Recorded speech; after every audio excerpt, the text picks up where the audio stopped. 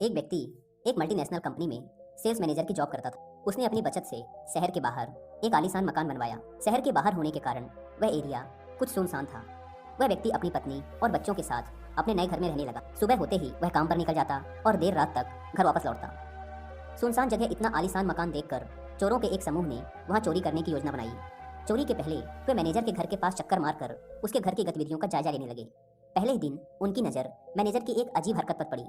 घर आने के बाद वह सबसे पहले अपने बगीचे में लगे आम के पेड़ के पास गया और अपने ऑफिस बैग से एक एक कर कुछ निकालने लगा और उसे पेड़ में कहीं डालने लगा।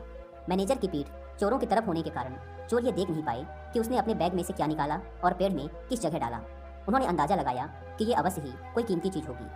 चोर मैनेजर के घर के पास घात लगाकर बैठ गए और अंधेरा होने का इंतजार करने लगे। रात में जब घर की लाइट्स बुझ गई और चोरों को पूरा भरोसा हो गया कि घर में सब सो चुके हैं, तो वे दीवार कूदकर घर में घुसे और सीधे आम के पेड़ के पास पहुंचे।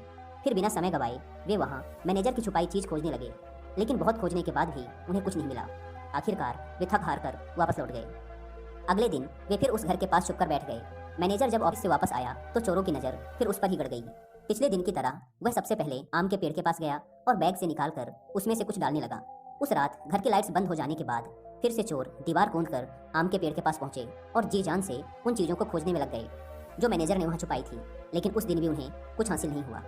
कुछ दिन तक वे रोज रात में आम के पेड़ के पास खोजबीन करते रहे, लेकिन उनके हाथ कुछ न लगा। वे परेशान हो गए कि मैनेजर आखिर कैसे उन चीजों को पेड़ में छुपाता है कि हम जैसे सातिर चोर भी उन्हें ढूंढ नहीं पा रहे। अब चोरों में चोरी करने से ज्यादा इस रहस्य को जानने की जिज्ञासा पैदा हो गई।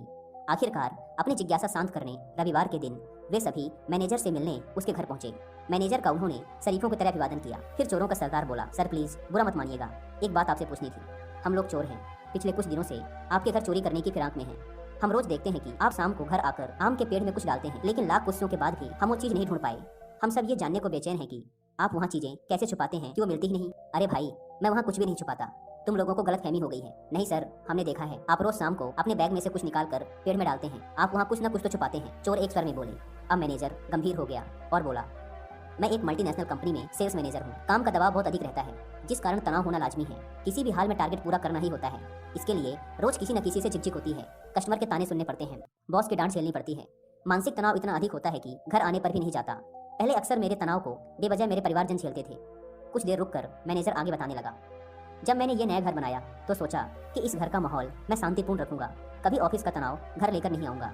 इसलिए घर आने के बाद मैं सबसे पहले आम के पेड़ के पास जाता हूँ और अपना पूरा तनाव एक एक कर वहाँ डाल देता हूँ। कमाल की बात यह है कि अगले दिन जब मैं वो उठाने जाता हूँ तब तक आधा तनाव तो गायब हो जाता है। जो थोड़ा बहुत बचता है उसे मैं अपने साथ ले लेता हूँ, लेकिन फिर जब शाम को घर लौटता हूँ तो तनाव पेड़ के पास छोड़ जाता हूँ। यही पेड़ का रहस्य है। मैनेजर की बात सुनकर चोरों को पेड़ का रहस्य समझ आ गया। चोरी करने में तो वो सफल नहीं हो सके, लेकिन जीवन की एक बहुत बड़ी सीख उन्हें मिल चुकी थी। दोस्तों, आज के दौर में जिंदगी में सुख सुविधाओं के साधन तो बढ़ते जा रहे हैं और जिंदगी आरामदायक होती जा रही है, लेकिन कहीं ना कहीं तनाव भी बढ़ता जा रहा है। अक्सर आपने देखा होगा कि लोग ऑफिस का तनाव अपने घर ले आते हैं। इस तरह वे घर पर भी सुकून से नहीं रह पाते हैं, साथ ही अपने तनाव से परिजनों को भी प्रभावित करते हैं। क्या हर समय तनाव का बोझ ढोना आवश्यक है? क्या इस तरह जिंदगी कुछ ज्यादा कठिन नहीं बनती जा रही?